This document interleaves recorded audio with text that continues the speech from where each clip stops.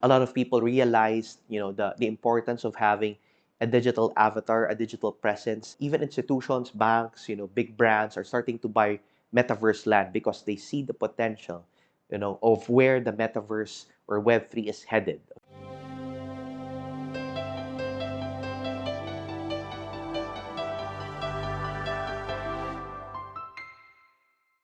Hi guys, welcome back to the Property King. So for today's episode, we're gonna talk about Metaverse Land. Okay, so this is actually digital land in the Metaverse. So if you learned about NFTs, if you heard about crypto technology, I'm pretty sure you may have come across the term Metaverse, right? So Metaverse, if you know Facebook, if you have a Facebook account, they recently, Mark Zuckerberg rebranded and changed, the name of the company or the name of the brand from Facebook to Meta. Okay, so they're trying to really adopt the step towards the metaverse or Web3. Okay, so what do we mean by Metaverse Land? Okay, so digital land in the Metaverse. What is it all about? Okay, so what is Metaverse Land? Okay, so Metaverse Land is like digital land in, imagine, in the Metaverse, in this universe, in this area where it's all digital. Okay, so imagine if you're playing a game, an online game, right? For example, MMORPG, right? And then you have your character, it's all in 3D. You're walking around the space, right? And you're playing games, you're fighting bosses, you're trying to do the quests if you're a gamer. Okay, we have graphics on the side, so you'll have a better understanding of what I'm talking about. But basically, um, the space wherein you're moving around, roaming around, that's digital land. Okay, that's what we call the metaverse land. So each plot in this particular metaverse, in various projects that are being developed and sold right now, has a particular value. Okay, so for example, like in the case of the two most popular ones, the ones that pioneered the metaverse land, we have Sandbox and Decentraland.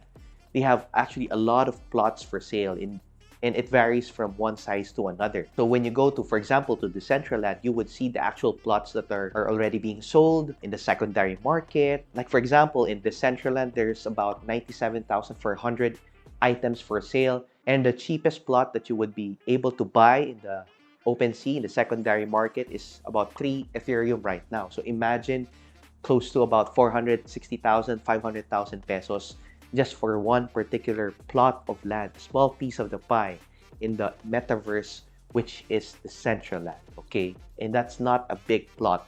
And what can you do with that plot? You can build a structure on it. You can build a game. You can have like a small lounge or office. You can rent it out to other players in the metaverse, other developers, okay, and collect rent in terms of coins, in digital coins, right? In cryptocurrencies. So these are the particular use cases, like what you would have, in real life when you have property. If you just have the lot, you don't have a structure, you can lease it out. Another player can come in, another investor can come in, build a structure there, and do whatever it is that they want to do inside. Okay, maybe for games, a lounge, for parties, concerts.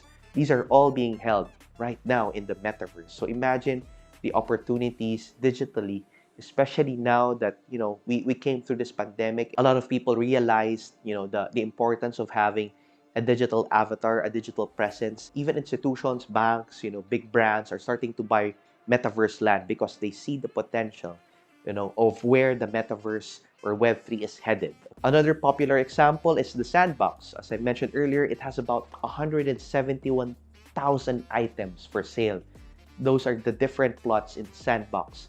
And the cheapest one that you could get is about 2 Ethereum. So again, that's about 320,000 right now in terms of pesos. So imagine, diba, 300,000 just for a small piece of the plot, okay, in Sandbox. And it's just a land. You don't even have the structure yet.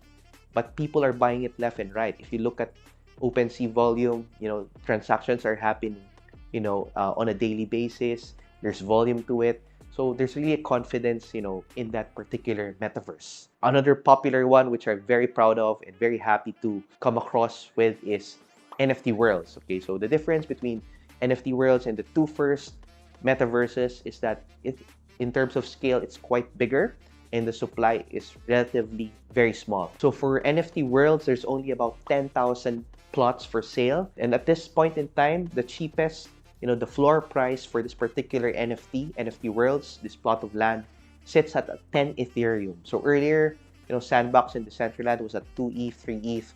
This one is already 10 ETH, okay? But because there's a limited supply, the plots are bigger, you can build an entire game, an entire ecosystem, if you will, your own city, okay, in that particular NFT world. And each world is different from another, okay? Some would have more bodies of water, some would have varying natural resources, they have ore, different minerals that you can mine, you can stake it, and you can earn world's token, okay? And you can claim the free airdrop if you're a holder before. So these are the benefits that comes with this NFT worlds. Now let's discuss the fourth and final metaverse land that I'm interested in. It's World Wide Web. So the earlier three that we discussed, these are plots of land. Okay, so this is land. You still have to build a structure on it. Build the resources, the buildings, games, roller coasters, whatever structure you want to build there.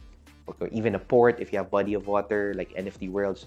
But this one, it's an apartment. So imagine one big building, one condominium, one apartment building, and you have multiple apartments from small, medium, large, and the penthouse, okay? So what's interesting with these apartments is that it has values, different values attached to it, okay? So the small would start at 1.5 Ethereum right now, the medium at 2, the large at 5, and the penthouses, the cheapest one that you can buy in OpenSea right now, sits at a 65 Ethereum floor price, okay? So earlier we discussed mga lupa lang, ngayon pati condo na. Okay, you have apartments for sale in the metaverse. So this only goes to show the creativity and the resourcefulness, okay?